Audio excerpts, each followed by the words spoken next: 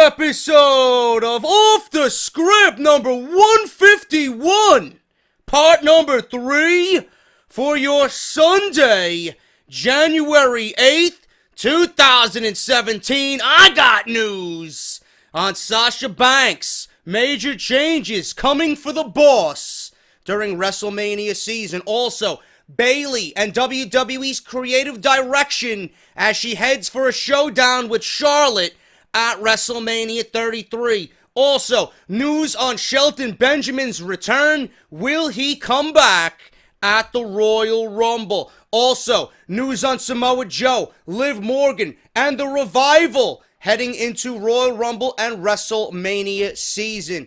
Also, Bill Goldberg will main event Fastlane. Will it be against Roman Reigns? All that JD. plus so much fucking more. How dare you even attempt to watch Omega versus Okada, you WWE mark?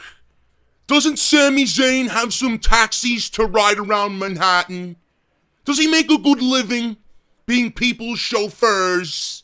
Ha ha ha ha ha ha ha! You still think he will win the Royal Rumble, don't you? Roman Reigns should win the Universal title and the Royal Rumble in the same evening, and then he should go on to main event WrestleMania all by himself, because no one can compete with him. Roman Reigns would wrestle circles around Kenny Omega and Okada. He is greater than Wrestle Kingdom 11. He is a god, a legend, a Hall of Famer. Every time you open your mouth, JD, you give me an unknown disease. You are a disease to everyone in this community. Your undying love for these glorified vanilla midgets who will ultimately ruin this business is laughable.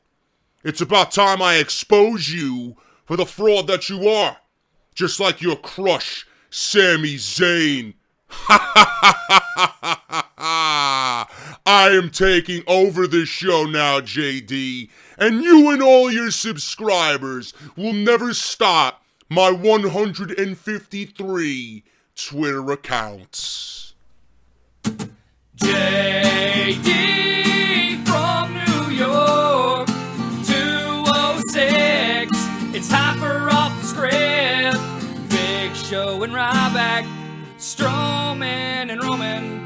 Get off my fucking TV and save me the misery. And all you fucking goons, just grab a cold beer. The man of the hour is finally here. JD from New York, 206. It's time for Off The Script. JD from New York, 206. It's time for Off The Script.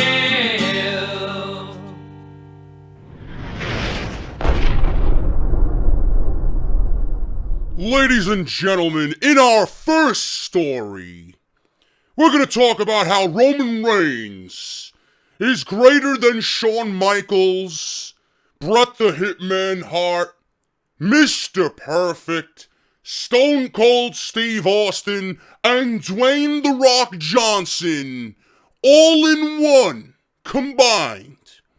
Roman Reigns is the greatest in-ring performer in WWE history. Forget a John Cena. Roman Reigns should be a 26-time world champion.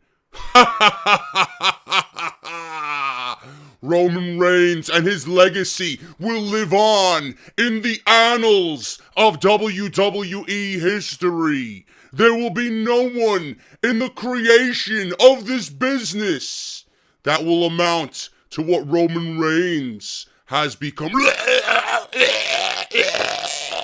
JD, you'll never get rid of my account. I think we might have got rid of him.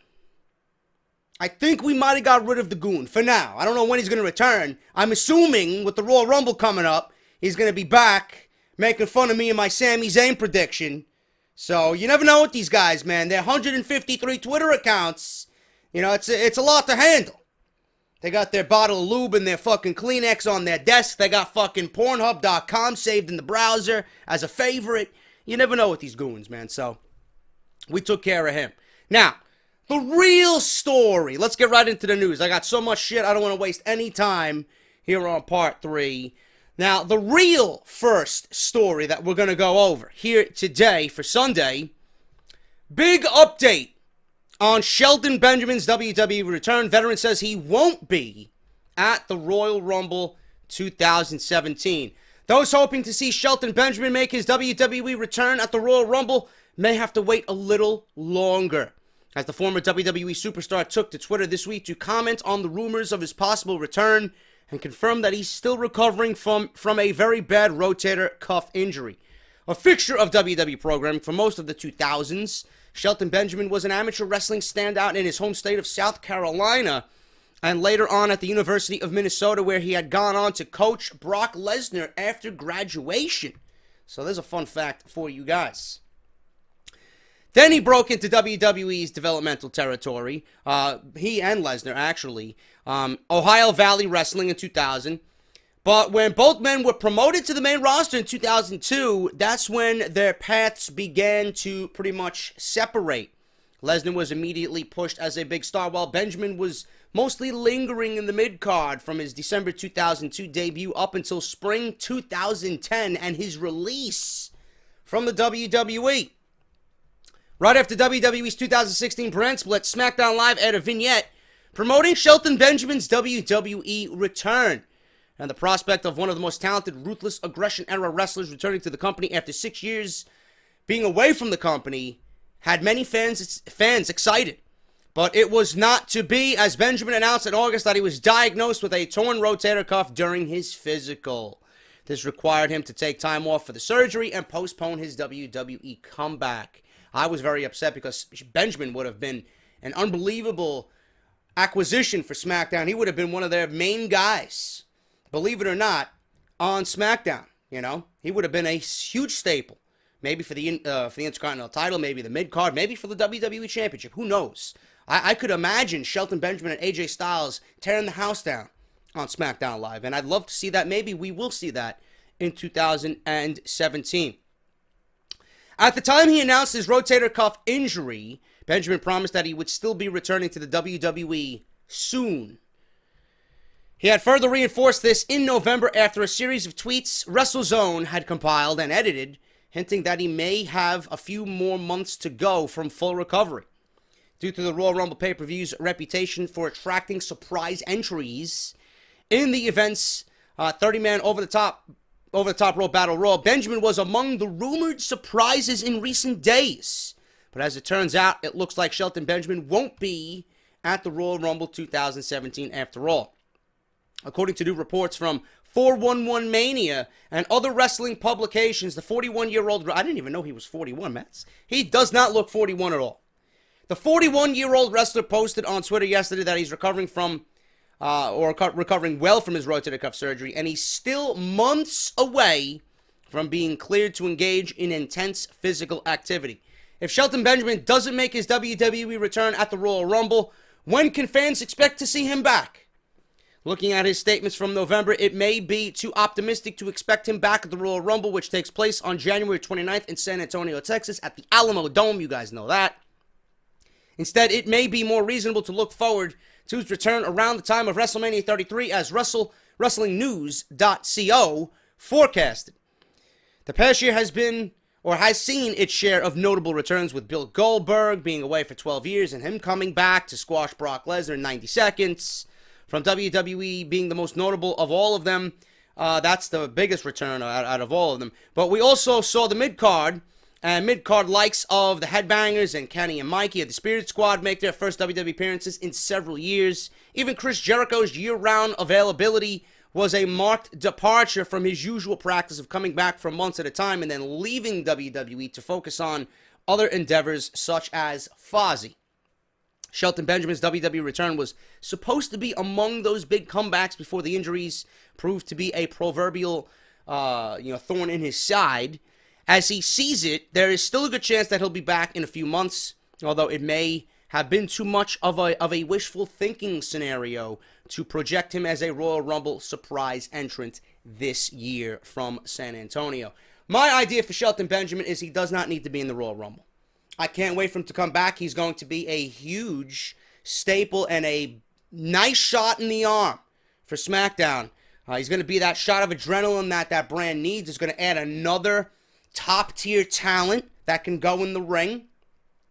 And what I see and what I envision for Shelton Benjamin is this. Now, you guys know how much I really enjoy Ty Dillinger's gimmick and, how he portrays himself as a character on WWE television. Ty Dillinger is also not that bad in the ring.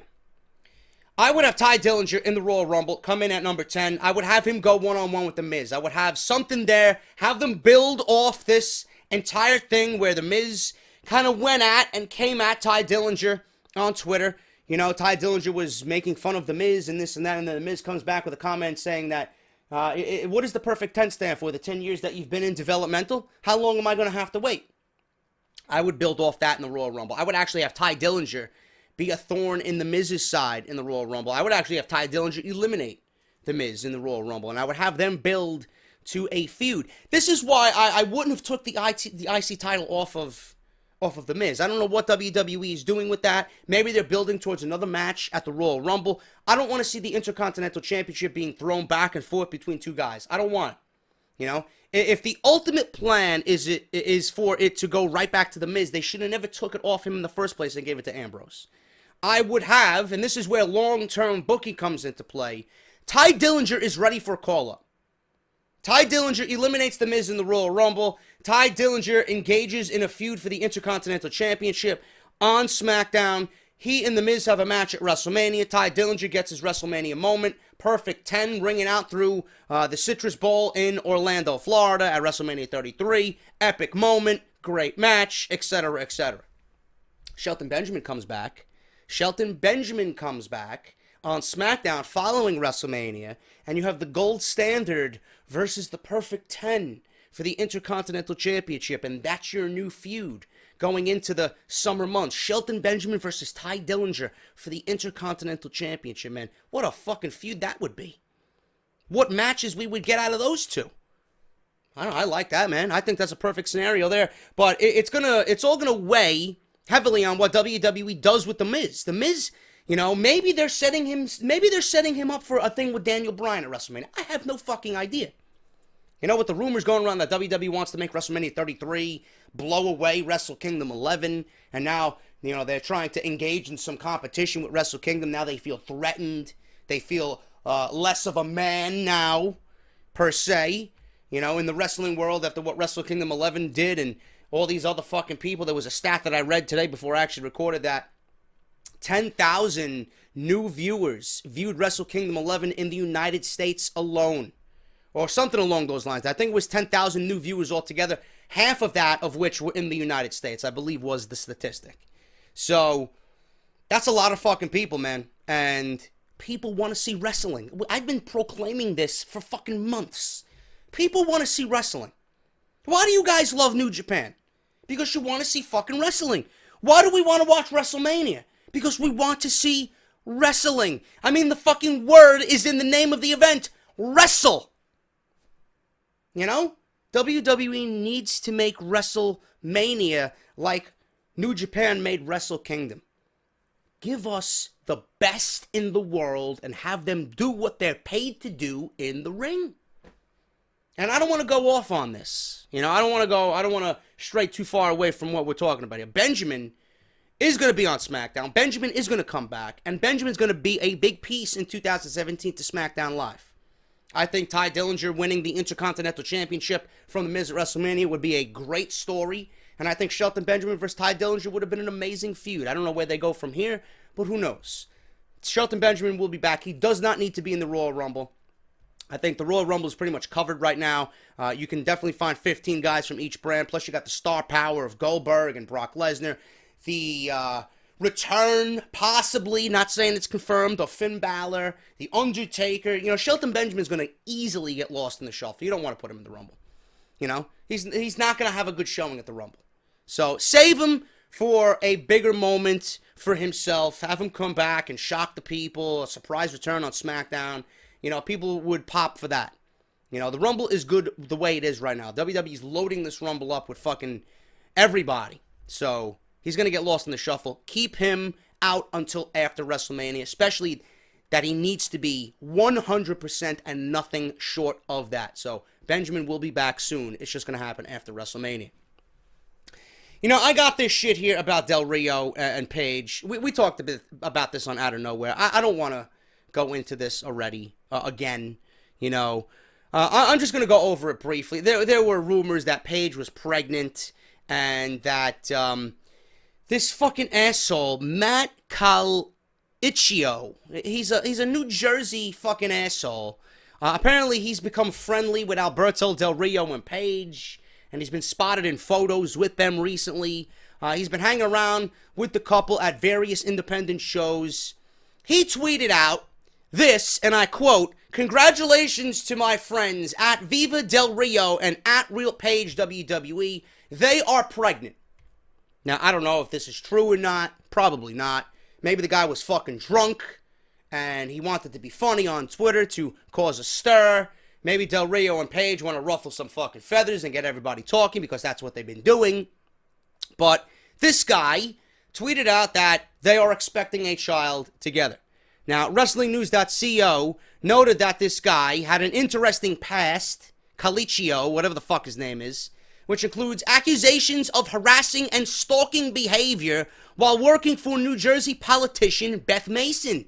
That's this guy's background. And Beth Mason served as Hoboken's city council president from 2007 to 2015. In relation to that, it also appears that this guy, who apparently knows Del Rio and Paige, as he's a huge pro wrestling fan, has rubbed a lot of WWE superstars and their fans the wrong way. A blog entry from Graphics Avenger went into the details of the allegations against this guy, citing a series of tweets from another WWE fan named David Streisars. I don't know where these people are coming from. I don't know who the fuck these people are. The tweets suggest, as of 2011-2012, that Calicchio had some heat with current and former WWE wrestlers, including The Miz, who allegedly referred to him as Stage 5 Creeper Stalker. I thought he was going to say Stage 5 Cancer. But The Miz allegedly referred to this guy as a Stage 5 Creeper Stalker. The other guy in question here, Streisars, added that John Cena, Randy Orton, Maurice, and ex-WWE performers Carlito and Chavo Guerrero, Kelly, also had less than favorable impressions of Calicchio here. Okay, so a report from 2012 from the Hoboken Horse, I'm assuming that's a newspaper, also suggests that Calicchio was the rude fan who got into an altercation with CM Punk at a St. Louis airport that year. Del Rio's former WWE manager, personal ring announcer Ricardo Rodriguez, was quoted by Bleacher Report as saying, "The man went from fan mode to creepy mode to psycho mode when supposedly harassing Punk for an autograph. The outspoken Punk reacted by throwing the fan's autograph book into the trash." Going back to the present, it's worth noting that there hasn't been any definite confirmation via Paige and Del Rio's social media accounts that Paige is indeed pregnant. I doubt it. This guy's a fucking asshole, apparently, just based on everything that I just read to you about his background and his past. This guy's a fucking asshole. Probably causing shit. Probably wants to make a name for himself. He wanted his fucking 15 seconds of fame. That's all it is. A tweet from Del Rio sarcastically called out wrestling marks, like me, right? Insider jargon for naive fans, and claimed that he is pregnant. And this was followed up shortly by Paige, who retweeted Del Rio's post calling him "my seahorse," in reference to how male seahorses give birth. Another possible... These people are fucking weird motherfuckers, man, I'm telling you. Another possible reason to debunk the Paige pregnancy rumors is something that the wrestler herself had said in an episode of Total Divas earlier this year. Wrestling Inc. quoted that episode where Paige suggested that due to a previous surgical operation, she may no longer be able to bear children. So that is that. So there you got it. Debunked? Possibly. Is Paige pregnant? Probably not. Is Del Rio and Paige seeking attention? More than likely. That's all it is, man. Don't believe the fucking rumors at all. Del Rio was also arrested. He destroyed an Austrian nightclub with his brother, apparently. Over what? I don't know. Nor do I care. It's none of my business. All I know is, I don't know what WWE's going to do with Paige. I'm assuming they think that when Paige gets back on the road, this is going to calm down, because why should she would risk her job? I don't know. I mean, she does have 2 strikes against her. She may end up getting fucking a 3rd strike and goodbye. She's gone from the WWE. But as far as Del Rio goes, WWE's probably counting their fucking blessings that this guy asked for his release and they gave it to him. They are glad that he is not on their watch anymore. But whatever the case may be, man, it doesn't give you, the freedom to fucking go and destroy a nightclub and act like a clown on social media and act like a clown at these independent shows. Del Rio is one of the most talented guys in this business. Why? He's acting like a fucking, it's like teenage angst. He's lowering himself to be, a teenager who just got out of high school and is being reckless. This guy's a 38-year-old guy, right? He should be on the more mature level. He should be fucking going around these independent shows and making money and fucking showing everybody that he's the fucking best indie talent in the world, I don't know what's going on with these people. Whatever the case may be, man, there's obviously issues here, and that's that. The super fan tweeted out, because he wanted his 15 seconds of fame. Clearly, you guys heard that this guy has a sullied past. So, don't believe the rumors. That's exactly what they are, rumors. She's not pregnant. Del Rio is not pregnant. They're not having a child. Whatever the case may be, hopefully this is enough information for you guys to believe that whatever was said here was nothing more than bullshit. Identity of La Luchadora from SmackDown has been revealed. Now, we went into sleuth mode here, and we all turned into fucking Dick Tracy overnight. Over the past few weeks, Lynch and Alexa Bliss have been in a heated rivalry, with Bliss being able to capture her first women's championship by defeating Becky Lynch at TLC. In a tables match, she experienced one of the fastest rising careers, winning the championship after only 3 years in professional wrestling. For Lynch to gain momentum during their feud, she posed under the guise of La Luchadora, surprising Bliss after gaining a victory, followed by removing her mask and revealing herself. This gave Lynch a great deal of leverage heading into their rematch for the championship. Mind games is where Becky Lynch was coming from. However, during their match, Lynch was caught off guard by another person dressed as La Luchadora, and they appeared during the match. This time, she was actually gunning for Lynch, distracting her enough to assist Bliss gaining a victory. While fans were expecting the woman under the mask to reveal herself, she never did. And it left spectators forming theories of who this person was and is. According to Wrestling News Dirt Sheet, the person under the mask was indeed NXT and indie star Deonna Purrazzo, who apparently is going to be at TNA's next set of tapings. I don't know what the fuck's going on with that, but it was indeed Deonna Purrazzo. Several pictures surfaced, and the investigation resulted in a dead giveaway when a close-up of her hand was zoomed in and captured. Based on this information and the overall body structure, it presents strong evidence that Purrazzo was indeed the culprit of La Luchadora. Wrestling News also recently reported that WWE currently sees a lot of potential in Purrazzo, and a feud can be commenced due to her being snubbed by Lynch weeks ago regarding giving Bliss real competition. So there's an opening there for it to be Deonna Purrazzo, but will that be the case? Nobody really knows right now. Purrazzo, who is only 22 years of age, is another young and up-and-coming talent who's been showcased on NXT. While she's been mostly used as an enhancement talent, NXT has given her enough exposure to make an impact on the main roster. Purrazzo is also well known in the independent circuit, coming from numerous promotions since her pro wrestling debut in 2014. It is yet to be confirmed that the New Jersey native will be the next foe for Becky Lynch, but there have also been reports that Sasha Banks could potentially move to SmackDown Live. I doubt it. These WWE superstars, they tweet, that they want to go to the blue brand. Sasha Banks even fucking tweeted out that I miss NXT, yeah, I know. I miss NXT too. And I know you do, because Monday Night Raw is the worst program for professional wrestling on cable television. I understand that, honey. I know, I feel your pain. We gotta watch it for 3 hours every fucking week. I understand that. But Sasha Banks, there's rumors got started that she wants to move to SmackDown Live. Maybe a change of scenery would be best, A heel turn has also been speculated, which we'll talk about in a little bit. However, WWE looks to be preparing fans for a rivalry between Banks and Nia Jax. Ugh. Yawning already. And it's very unlikely right now at this time that she's going to move to SmackDown. Mickie James has also been a candidate to feud with Becky Lynch and a suspect to be La Luchadora when it's finally time to be unmasked. She recently signed a contract to return full-time. She's going to be on SmackDown Live within the coming weeks. These matches would be good, but James, being a veteran, may conclude that she simply is returning to help build stars, similar to the Dudley Boys' WWE stint. She signed a 2 or 3 year deal.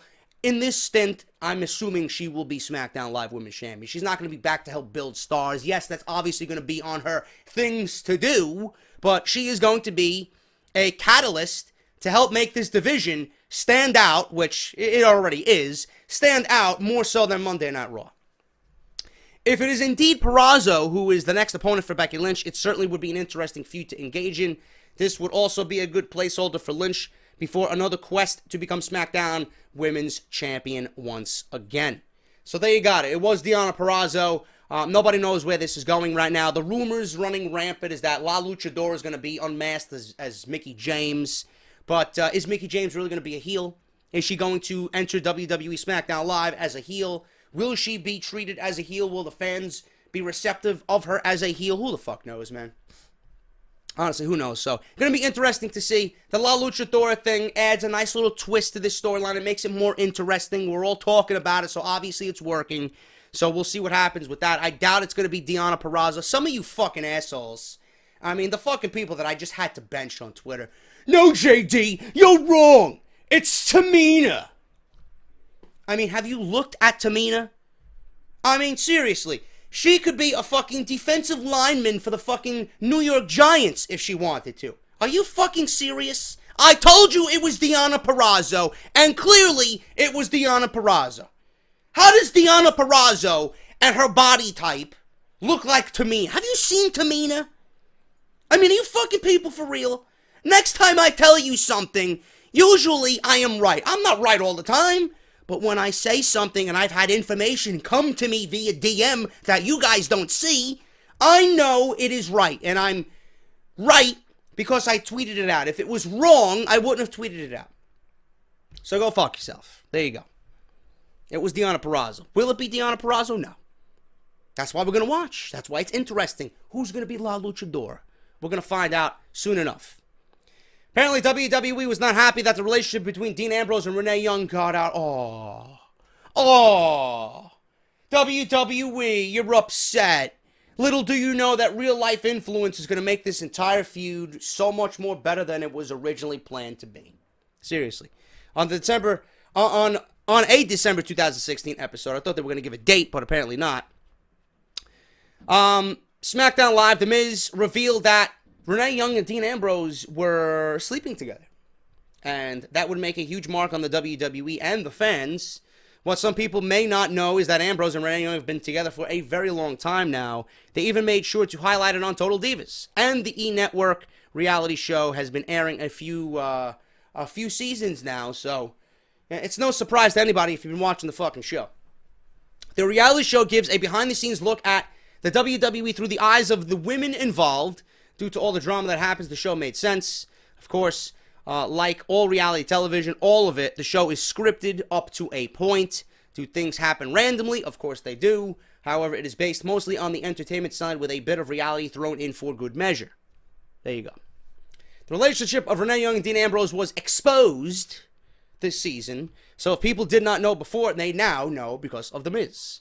They even have a home together due to the serious nature of their relationship. That said, WWE had no choice but to talk about the relationship on television. Creative felt it would be the right thing to do, especially since fans already knew.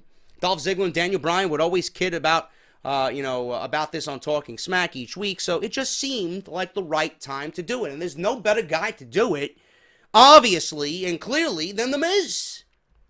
Originally, this was not the case. According to Mike Johnson, a PW Insider, WWE was not initially happy about the relationship of Ambrose and Young getting out. They did not like it going public the way it did, which most likely would be the way it was brought up on Total Divas. However, this did not stop them from using it in storylines on SmackDown Live. It made total sense for them to use it now that the world knows, plus What better way for a heel to control the lunatic fringe that is Dean Ambrose than use his loving girlfriend, who is so innocent, Renee Young, to get to him. While Miz did not do this heavily, he did use their relationship to try and hurt Renee's character. This was not a good thing and would obviously tick Ambrose off to a point.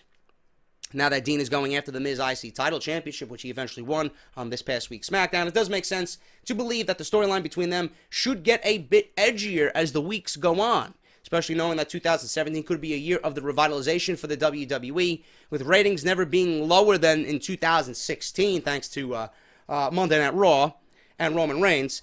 The WWE brand split became a heavy need, and WWE SmackDown Live has managed to do well on a weekly basis and be consistent while doing it. That's why it's a better show. The best for this to continue is to give fans what they want, which is edgier material.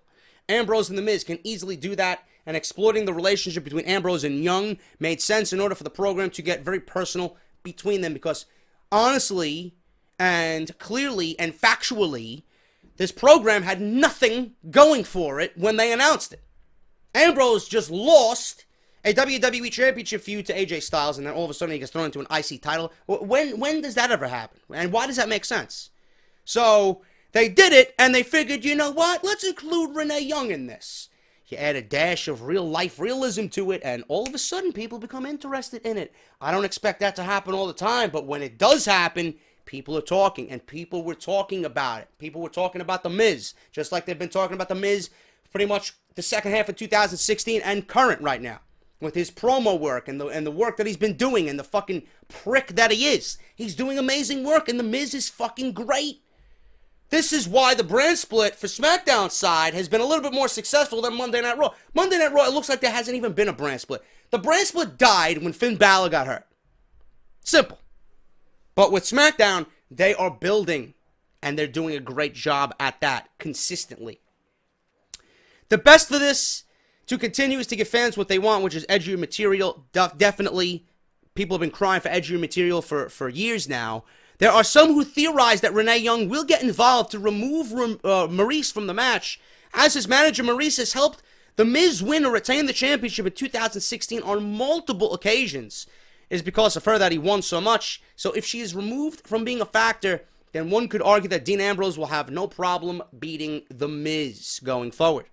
While Maryse is a co-star for Total Divas and the real-life wife of The Miz and a real-life friend of Renee, they obviously have a storyline where every side does not like each other for SmackDown Live. That said, it would not be surprising if Young helped her boyfriend, Dean Ambrose, win this feud against The Miz. He already won the Intercontinental Championship by simply making sure Maryse does not appear to help The Miz going forward. So, there you got it, man.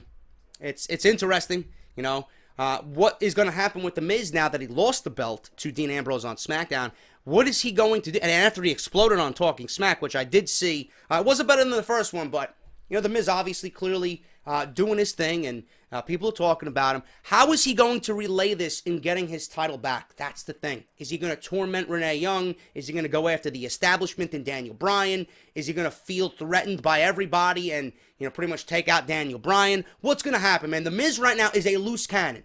You don't know what he's going to do or what he's going to say. So just based on that alone, and you add Renee Young now and Ambrose and the relationship being out in the open and Ambrose took the title, who knows what The Miz is going to say and do to get underneath the skin of Dean Ambrose and underneath the skin of Renee Young and try and get his title back. Who knows what's going to happen and how a match is going to be booked at the Royal Rumble. Maybe a stipulation of sort. Who the fuck knows, man? Very interesting stuff right now for the Intercontinental Championship on SmackDown. And I love that the title is being highlighted. And that's all thanks to The Miz. He's doing fantastic work, even in 2017 as we begin the new year. Plans for Samoa Joe, Ty Dillinger, Liv Morgan, and The Revival after the Royal Rumble and WrestleMania 33. Their plans for the main roster. Now, one of WWE's most exciting things for WWE and the fans each year is the debut of a new superstar with the awesome NXT brand.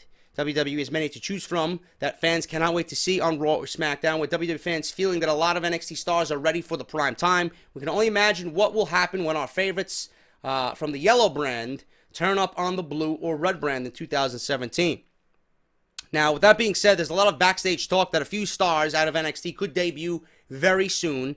Many know that Samoa Joe is set for the main roster. You know, people talk about him being in the Royal Rumble. It's simply a matter of time with Samoa Joe. Any week now.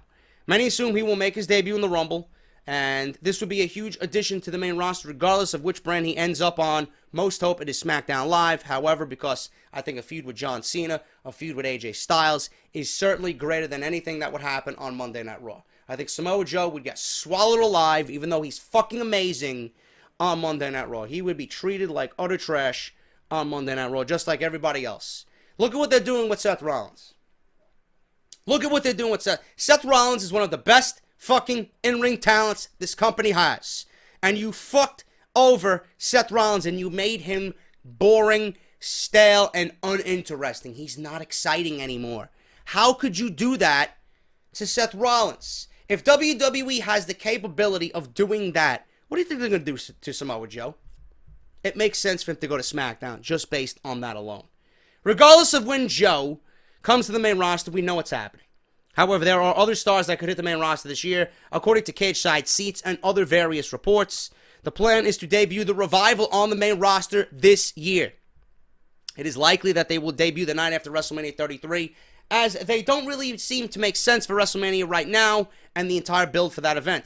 It is uncertain which brand they will debut on, but they are guaranteed to be seen on the main roster in 2017. I wish I could put everybody on SmackDown, but you know, that's not the way it's going to be. I think the Revival would be great on SmackDown because of what they could do with the American Alpha.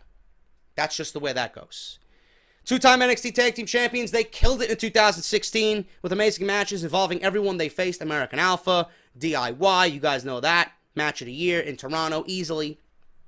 There are very few teams in the world of WWE that can hold a candle-to-dash endorsement of the Revival when it comes to tag team wrestling. Alone, they were never seen as anything special, but together, they are amazing and, quite simply, tag team specialists. Many believe they could go down as one of the greatest tag teams of all time if given the time to showcase it. Their match with DIY at NXT TakeOver Respect won WWE's Match of the Year. Not Respect, Toronto. This fucking report says Toronto, which most feel is incredible for WWE to acknowledge. That said, it should be obvious by now that the respect for the Revival is high, and they will be used well on the main roster in 2017. How soon before these guys are in 8-man tags with the Shining Stars and Golden Truth on Monday Night Raw? Great. At that point, I think we all boycott Titan Tower with pitchforks, torches, and fucking NWO black spray paint, and we just fucking decimate Titan Tower. Because that would be an absolute fucking waste, more so than I've ever seen in recent memory, if they do that with the Revival. That's why I'm safer in my assumption that if they go to SmackDown, that they will be treated like a legit fucking tag team. However, with Ty Dillinger, they have plans to debut Dillinger. Early reports claim that they could debut him at number 10 in the Rumble. Another report claimed that he could get a WWE Intercontinental Championship shot against The Miz. Well, I don't know if that's going to happen now that he lost the title to Dean Ambrose. This is still in the rumor mill, but with The Miz having Dean Ambrose right now in a feud, there are some to think that he will take the title from somebody before Ty Dillinger even gets to the main roster. So, The Miz lost the title to Ambrose, so we don't know where that's going to happen now with Ty Dillinger. That was the rumored plan, but who knows what WWE does with Ty Dillinger on the main roster. Another superstar set to debut 2017 is Liv Morgan.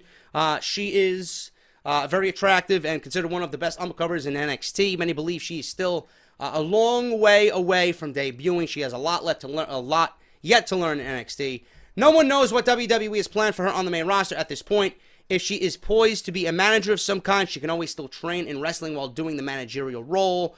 With Carmella now on SmackDown, it would not be shocking for Liv Morgan to come in and take her spot as manager for Enzo and Big Cass, being that Liv Morgan is dating Enzo in real life. Interestingly, it makes more sense that way, and she is also from New Jersey. That said, they have an easy connection that WWE can exploit if they choose to do so. That might not be a bad idea for Liv Morgan if they want to get her over on the main roster. She just needs a lot more seasoning in the ring. She's still very green. There seems to be several WWE NXT stars that are more than capable of joining the main roster this year. However, not all can join. People will wonder why Bobby Roode or Eric Young did not get a spot on the main roster over the likes of Ty Dillinger and Liv Morgan. The major issue is the fact that WWE still needs to have stars down in NXT to continue. It is a brand. It is a touring brand. This is why Nakamura is not going to be debuting after WrestleMania, especially with the rumors now of, obviously, Cassius Ohno. Chris Hero is back. He was at the tapings. He confronted Nakamura. The rumors going crazy that NXT is looking to bring in Kenny Omega. Who the fuck knows what's happening? You know, after what Kenny Omega tweeted out. So we'll see what happens with that. If every star left as well, then things would get too crowded. Therefore, some have to hang back when the time is right. So that is what's going on with Samoa Joe, Ty Dillinger, Liv Morgan, and the Revival. We kind of knew what was going on with Joe. We kind of knew what was going on with Ty Dillinger with the rumors circulating the past couple of weeks. Liv Morgan made her main roster debut at a house show in a six-man tag with the Raw Women. I believe it was at Barclays Center in Brooklyn. The Revival, that's a new one. I don't think anybody really thought that the Revival would be coming up this year. If they got solid plans for the Revival, that's going to be the most interesting debut out of all of them besides Samoa Joe. I have big hopes and high hopes for the Revival on the main roster. I just hope that most of them go to SmackDown. Liv Morgan could go to Raw. Whatever the case may be, I think SmackDown's going to be treating a lot of these guys well as compared to Monday Night Raw.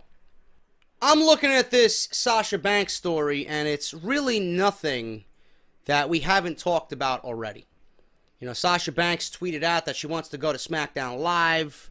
She wants to be on the Blue brand. She wants the one-day challenge for the SmackDown Live Women's Championship in the future. We talked about Sasha Banks. There might be a heel turn coming for her in 2017. Right now, WWE has Bayley and Charlotte in their mindset for WrestleMania 33. Where that leaves Sasha Banks, I don't know. But I'm not going to go over the story. I'm looking at it, and there's really nothing of substance here. So we're going to eliminate this story, and I'm going to delete it from my notes. And we're going to move on to Bayley's backstage plans right now, creatively for WrestleMania. This is a little bit more interesting. This is something that you guys might not have heard of going into their program at WrestleMania. Bayley and the WWE Universe have been patiently waiting for her ascension in the women's division. And it seems like WWE officials are finally giving her the push that everybody is waiting for.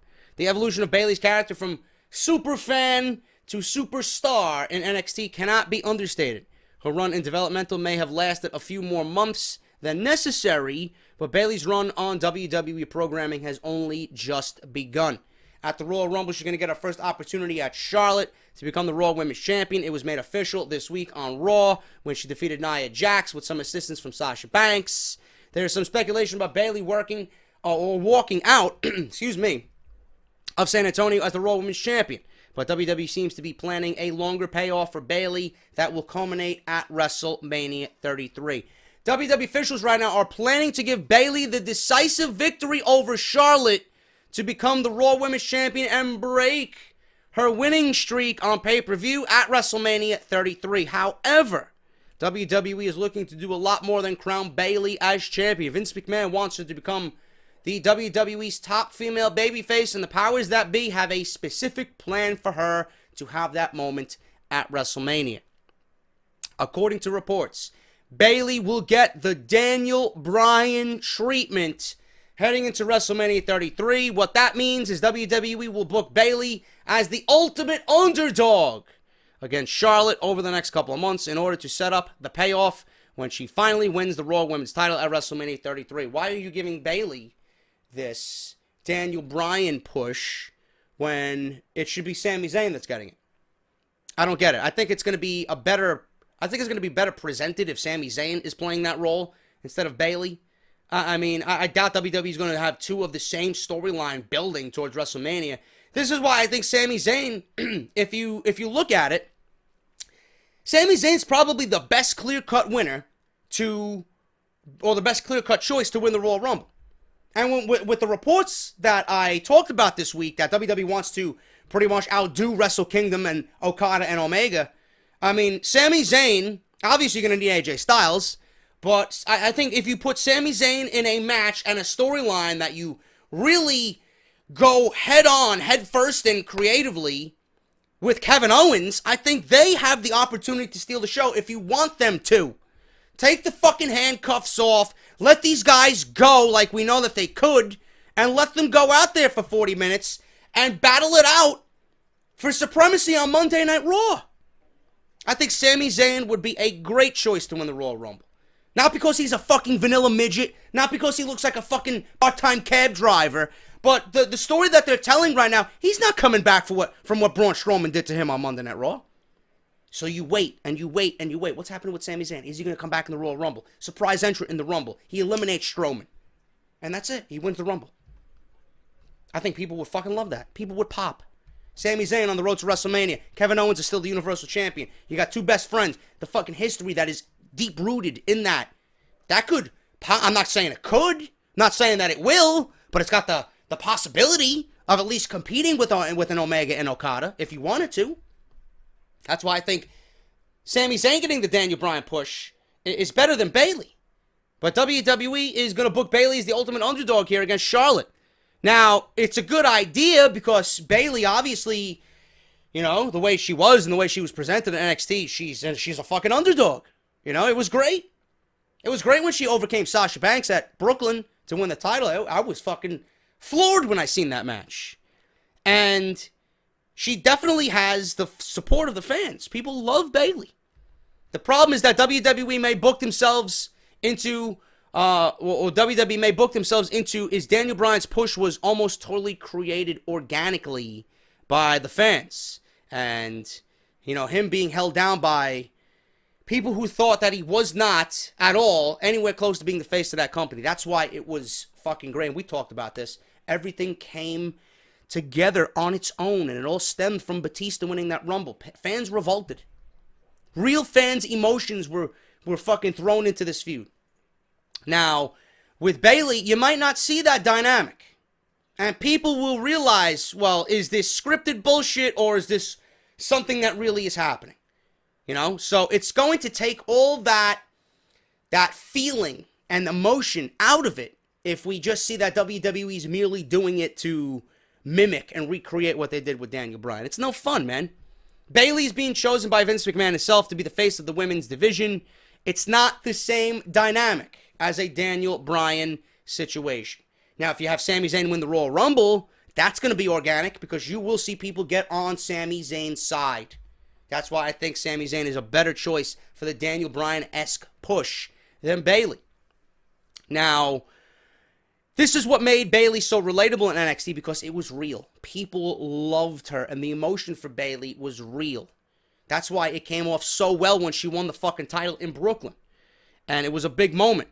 WWE officials are right to book Bayley as the ultimate underdog against Charlotte in their feud, but comparing her to Daniel Bryan's push in 2013 might not work, and it might blow up in WWE's face. If WWE wanted to give Bayley that kind of push, they pretty much would have to keep denying her the opportunity to have a fair singles match with Charlotte for the Raw Women's Championship. The match between Bayley and Charlotte at the Royal Rumble would need to be canceled, and their match would not happen until WrestleMania. That is the most effective way to give Bayley a Daniel Bryan-esque push with at least some real-life emotion. However, Bayley is more than capable of getting over with the WWE fans on her own. The fans adore her, so they'll naturally want to cheer her as Charlotte continues to be a heel and knock her down over the next couple of months. Ultimately, Bayley winning the Raw Women's title from Charlotte will be a career-defining moment. Officials just want it to be a coronation for the WWE Universe to make Bayley a superstar. They spent a great deal of time last year featuring Charlotte versus Sasha Banks. Nauseating time featuring those two, and that's the only two that they featured. Bayley versus Charlotte is a much different kind of rivalry, but it'll be an important one in determining WWE's future. It's also wise for them to delay the Boss versus Bayley for the right time because that will be the next great rivalry in WWE. Bayley is the future, and WWE officials are on board. The trick now is waiting for WrestleMania 33. Sasha can get involved in this. They could have a triple threat match. You know, I suggested that Charlotte and Sasha and Bayley, you know, I'm tired of the triple threat matches just on their own. But if WWE wants to add a nice little fucking dash of spice to this, have all three women going a triple threat, but make it a ladder match at WrestleMania. They don't have the IC title. Well, I don't want to see the IC title defended in a fucking ladder match. You know, it's shit. I would prefer Money in the Bank to be at WrestleMania exclusively and not as its own pay-per-view. I would eliminate the Money in the Bank pay-per-view and bring back King of the Ring for pay-per-view, but, that's probably wishful thinking on my end. I would have Charlotte, Sasha, and Bayley in a triple threat ladder match. First ever. You want to make history? Have it happen at WrestleMania. You want the women to make history again? Make it a ladder match. I'd love to see that. A women's ladder match for the Women's Championship. And at the end, you have Sasha turn heel. Bayley would win it. Charlotte would fucking, lose her undefeated streak. And Sasha become heel. She becomes jealous that she again got fucking shafted. Now her best friend's got the title. When is it going to be my fucking time? Turn heel right then and there. Boom. Done deal. So Bayley right now, rumored to have the Daniel Bryan-esque treatment going into WrestleMania. Will it be organic? Will people be on board with this? Time will tell.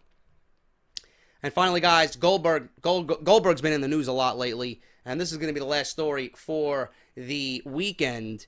Goldberg will wrestle at Fastlane in a marquee match that's going to be set up on Monday Night Raw. You can make the case for both Goldberg and Shane McMahon as far as which stars return to WWE had the bigger impact. From a shock and awe standpoint, Shane's surprise comeback is only rivaled by a select few. Goldberg loses points in that department because his return was advertised, he was part of the video game, but he certainly made a major dent from the moment he walked through the curtain, beat Brock Lesnar, and now is throwing his name into the ring at the Royal Rumble. Shane's return pretty much was a shot in the dark from Vince McMahon. Shane, Undertaker, Hell in a Cell, McMahon family drama, this and that. They wanted to build an intriguing storyline for WrestleMania. It all failed. The premise of that was that if Shane loses, he's not going to be in control of anything. Goodbye. Now he's the leader of SmackDown. So it really didn't make any fucking sense whatsoever. As previously noted, though, Goldberg was supposed to come in for a one-off match with Brock Lesnar at Survivor Series. It was supposed to be a one-off. Lesnar was supposed to win. Goldberg was supposed to go bye-bye. He was going to make his money and never be seen again. Hall of Fame, goodbye. That was the plan for Lesnar to go over in the match, but avenging his loss to Goldberg 12 years earlier, that was the original plan at WrestleMania 20, but then WWE completely changed up everything, and they gave you what they gave you at Survivor Series. McMahon wanted to pretty much leave everybody floored, and they went with booking Goldberg the same way that he was booked in WCW. WWE was even planning for Brock to run through Goldberg and then feud with Shane McMahon that would have ended that storyline stemming from SummerSlam at WrestleMania. And WWE abandoned all that for what they did at Survivor Series with Goldberg and Brock Lesnar. Now, they went with that. Vince McMahon was impressed with Goldberg's return and the reception that he got, that he agreed to an extension beyond this one match. Now, reports recently stated that Goldberg agreed to an additional 3 matches beyond Raw that would see him compete at the Royal Rumble, WrestleMania, and another unconfirmed date. It is now confirmed that he'll be appearing on the Raw exclusive pay-per-view Fastlane in March, according to a recent report from Daily Wrestling News. Cards in the WWE, as fans know, are always subject to change. Pay-per-view cards, that is. But now, it appears that Goldberg will wrestle in another match. He will compete in the Royal Rumble match and is currently slated to face Lesnar at WrestleMania in Orlando, giving Lesnar his win back. But it's Fastlane that WWE creative staff will also have a factor into this storyline. This past Monday on Raw, fans got a nauseating glimpse into what WWE officials may be thinking for Goldberg's Fastlane match as he worked an angle with someone other than Lesnar for the first time since returning to WWE. He made an appearance on the first edition of the Kevin Owens Show segment, as Owens, Jericho, Goldberg, Reigns, Paul Heyman, and Braun Strowman all occupied one of the more compelling final segments of Raw in recent memory. No, it was not. Stop trying to sugarcoat this. It was awful. WWE teased a multitude of matches during this segment, which closed out when Goldberg and Reigns double-speared Strowman in the ring. It's not clear as of yet if Brock Lesnar will participate in Fastlane, but he was in the main event of last year's show that featured a triple threat match with Roman Reigns and Dean Ambrose. Reigns is, right now, expected to take the Universal Championship away from Kevin Owens leading into WrestleMania, which would be a mistake, likely at the Royal Rumble. Those two could always have another match at Fastlane, or Goldberg may team up with Roman to face Owens and Jericho. Owens and Jericho are expected to implode at some point to set up their one-on-one showdown in Orlando. That could be a tipping point for them. That would leave Strowman without a clear direction. However, the company is certainly pushing him to be at the top of the card. There has been some discussion about putting Strowman in the title picture, perhaps even facing Reigns at WrestleMania. He would certainly benefit from a program with Goldberg, but neither could afford a loss heading into WrestleMania. So what do you do? What do you do? This could leave a multi-man match for Fastlane and the main event, pitting Owens, Jericho, and Strowman versus Reigns and Goldberg in a fatal five-way for the Universal Championship. If you recall, Goldberg cost Lesnar the WWE Championship during the 2004 No Way Out pay-per-view, the show in between the Royal Rumble and WrestleMania 13 years ago. There has been some discussion about mirroring that program from back then, and Lesnar returning the favor in 2017 at Fastlane is being considered. I don't know, man. Does that interest anybody? Owens, Jericho, Strowman, Reigns, and Goldberg in a fatal five-way. I mean, I don't like it. It just reeks of fucking boredom to me, man. That's just my honest opinion. My first thought is like overproduced, over-scripted bullshit. If you want something here, if you want a main event, okay, I would book a tag team match of sorts. I would have, I don't know, Reigns and Goldberg versus Lesnar and Strowman at Fastlane. There you go. You know, Jericho and Owens. You know, as of right now, Owens is probably not walking out of the Royal Rumble with the title. So whatever the case may be, by the time we get to Fastlane, this entire Owens Jericho team is going to be done. But a fatal five-way for the Universal Championship, I don't like it, man. I just don't like it. It opens up a possibility of Goldberg winning the title and going into WrestleMania with the title against Lesnar. You know, Reigns being the Universal Champion, getting a win over Goldberg or a win over all these guys in a fatal five-way match, man, that's fucking garbage. Absolutely garbage. At this point, you know, just keep it with Goldberg and Lesnar. There's no reason why Goldberg has to be in a championship fucking title picture. You know, he's back, and that should be the storyline you're booking. You should be booking Lesnar's bloodbath over Bill Goldberg. That's what you got to be doing. If you want to go with the fucking 2004 No Way Out thing that you did, fine. But it's not going to interest me. All I care about is Lesnar getting his win back and getting Bill Goldberg out of here, man. I just feel like this is overstaying its welcome already. I don't care. And Monday Night Raw just gives you that impression of I don't care. I just don't. I'm more interested in seeing the Elimination Chamber. So that's where they're going with this. You know, Goldberg and Reigns teaming up, two baby faces teaming up, right, against Lesnar and Strowman. Whatever. Or Owens and Jericho. And they implode. There. And then you have that match being booked, and you can fast track that match for WrestleMania. Whatever. Those ideas are better. A tag team match instead of a fatal five-way. So that's my idea for that. I don't want to make myself more angry and more sick over this. We're going to end it right there. I want to thank everybody for listening this weekend. It was a great fucking show, man. The first official show of 2017. Thank you guys so much. If you did enjoy, I would greatly appreciate if you're watching on YouTube, hit that thumbs up. If you guys listening on iTunes, Podbean, Stitcher Radio, Audio Boom, Google Play Music, and any other platform, if you're on iTunes, man, leave a 5-star rating. You know, let's get that podcast up the rankings. 5-star. We are a 5-star rated podcast on iTunes, so thank you guys for all of that.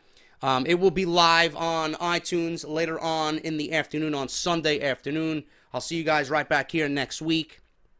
If you guys want to continue to enter the PayPal Rumble, I did not read the names off. I got a bunch of new names. We'll go over them on Friday's Off The Script, episode 152. By that point, we'll have a whole new slew of names. So thank you to everybody that's entered, man.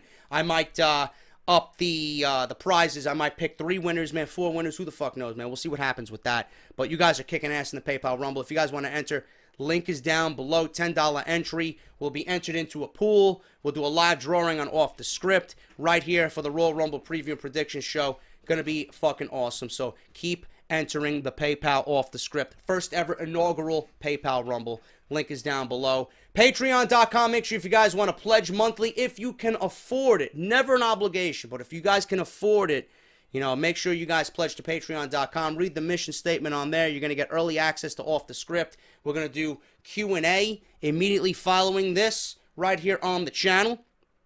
And if you guys want to do that, link is down in the description below, man. Patreon.com/JD from NY206. Make sure you guys get your t-shirts, barbershopwindow.com.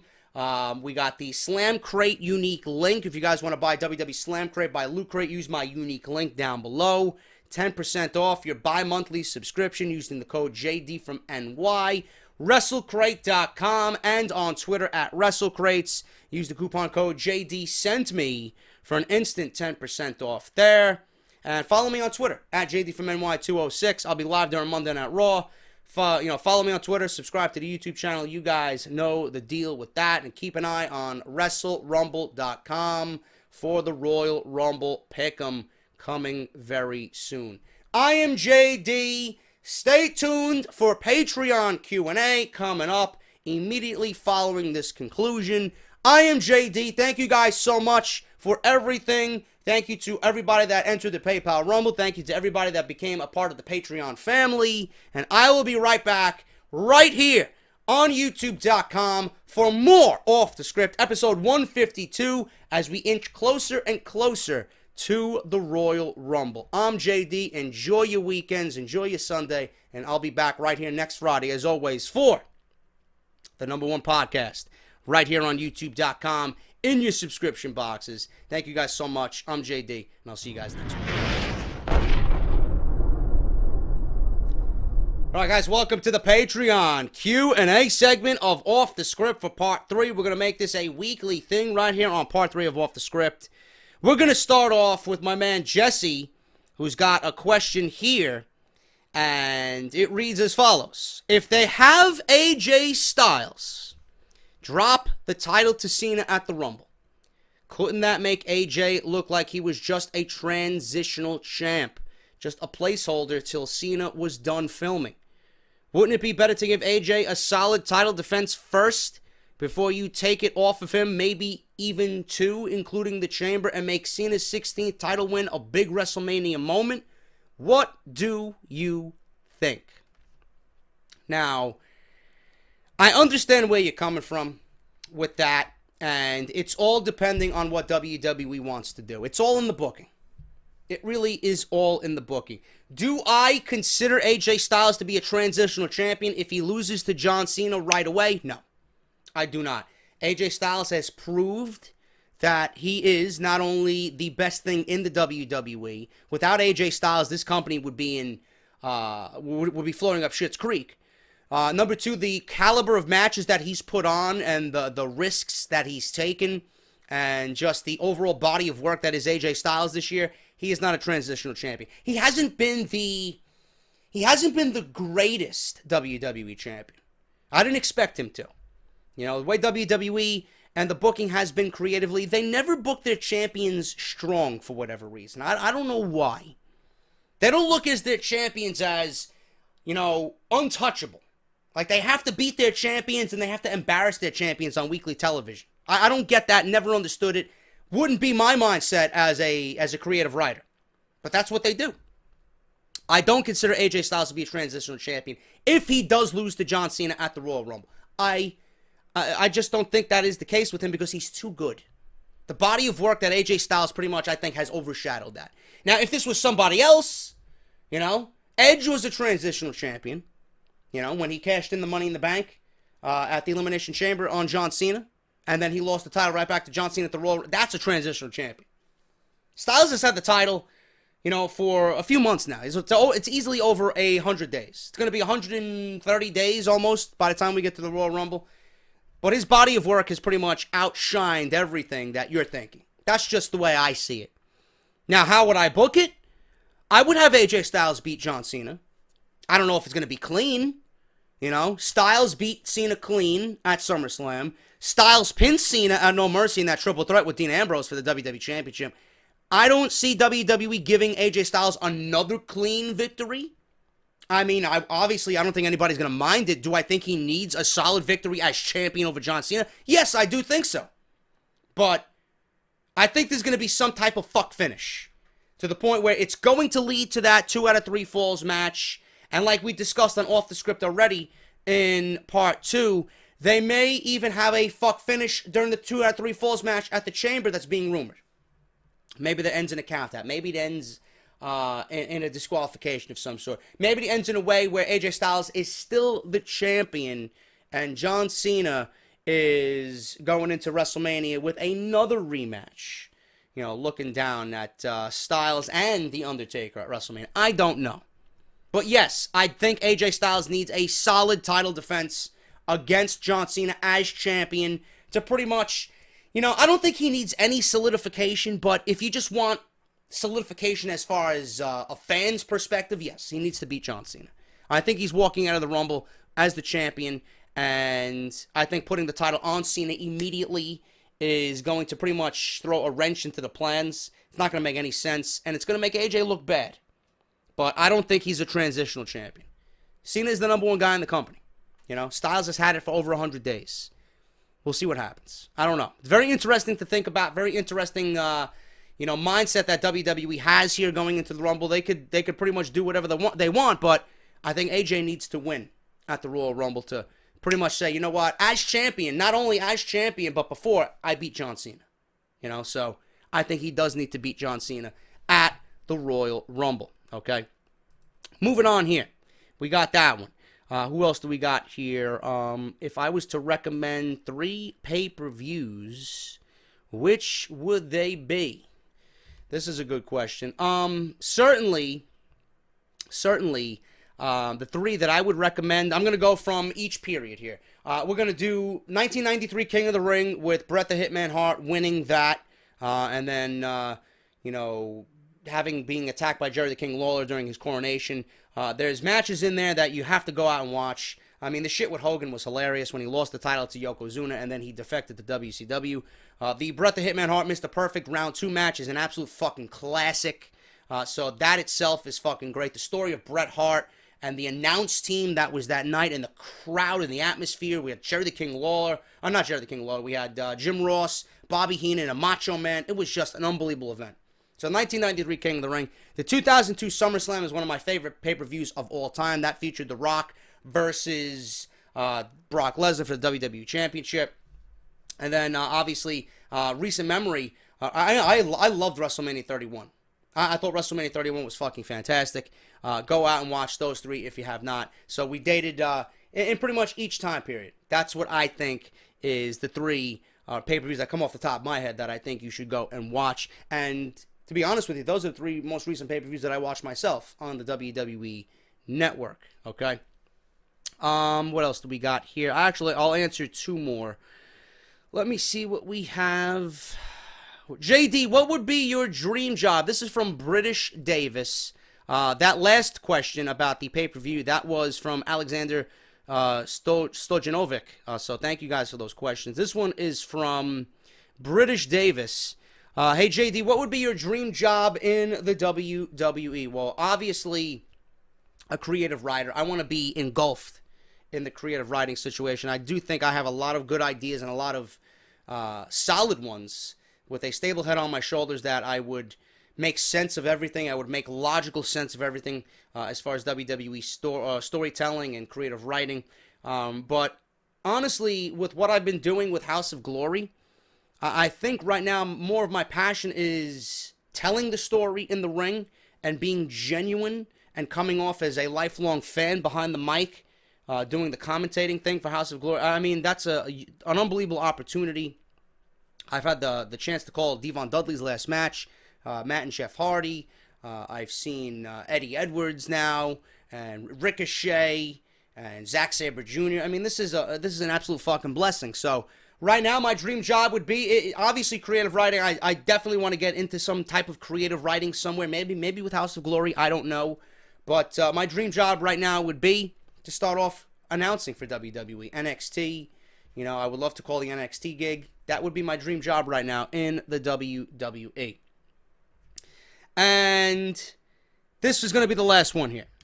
This is from Jason Tarr. If WWE were to have the draft right now, who would go number 1 for Raw and who would go number 1 for SmackDown? I don't know how the WWE is going to do the draft. I don't know if everybody's going to be up for grabs. I don't know what's going on. They might have, the fucking lottery system going on like they used to do back in the day. I would not take AJ Styles off of SmackDown. I would not. It's tough, man. Obviously, AJ Styles would be the number 1 in any draft right now. If you're going to include Nakamura, could be a number 1 for Raw. Samoa Joe could be a number 1 for Raw. I think Rollins' stock has dropped. I don't think Roman Reigns is a number 1 in anything. If I was to do a number 1 for Raw or SmackDown right now, AJ Styles would still be number 1 for SmackDown. Shinsuke Nakamura would be number 1 for Monday Night Raw. But I don't want to think about Shinsuke Nakamura going to Monday Night Raw. I think they would completely ruin him and they would overexpose Nakamura. Nakamura is not someone that you can overexpose. You know, he's come in, he has become a WWE superstar, but that does not mean you book him like a WWE superstar. You book him like a special attraction. So this is why I always say I would like to have, the guys like Nakamura and Joe go over to SmackDown because they're going to be booked. They're going to be booked better. But as far as what you're asking me, Rollins is not a number 1 anymore. The way he's come off, he's not a number 1. But Styles, number 1 for SmackDown. Nakamura, number 1 for Monday Night Raw. That is what I would do as far as a upcoming draft for Monday Night Raw and SmackDown. When that takes place, I don't know. There were rumors going around that WWE wants to do the draft earlier this year, maybe in May, right after WrestleMania, instead of doing it in the summer. So we'll see what happens with that. All I know is there are certain wrestlers, and Black Russian, I'm looking at your question here, man. Rollins, he needs yes, I mentioned Rollins needs a change of scenery here. Is it too late for him? No. No, he's just got to get off Monday Night Raw. He can't be mixed in with the Reigns and the Owens and the Jerichos and the fucking Strowmans. He's being swallowed alive right now. He needs people who are going to work a similar style to him. Jericho is not that guy. Strowman is not that guy. Reigns is not that guy. Monday Night Raw WWE has made Monday Night Raw all about Reigns. And you've seen that for the last couple of weeks, going into a month now. It's all about Reigns. It's all about the Universal Championship, getting the championship back on Reigns, and having him have a big WrestleMania moment. Rollins needs to be on SmackDown. Maybe Ambrose comes over to Raw in exchange. I don't know. I don't know what's going on, but Rollins is in desperate need of scenery. It's not late for him. He just needs to be mixed in with the Styleses and the fucking Cenas again, I'd love to see Styles and Rollins. Who wouldn't? He needs a change of scenery. He needs a shot of momentum. Maybe it is just that simple. But whatever the case may be, we all know, and we're pretty much all in agreement here, Rollins needs a change of scenery. But right now, Styles, number 1 for SmackDown. Nakamura, number 1 for Monday Night Raw. That is the question there that Jason Tarr asked for the Patreon Q&A. And that is all we're going to do, man. We took a little bit more than 3 questions, but I dabbled in a few here and there that I'm looking at. But thank you guys so much. If you guys want to get your questions for next week's, please continue to ask me the questions on the Patreon board and the posts there in the community that we got set up. So thank you guys for all that. If you enjoyed Off the Script again, hit that thumbs up, and I will see you guys right back here for episode 152 of Off the Script. I'm JD, and have a great Sunday, guys. I will see you all next week.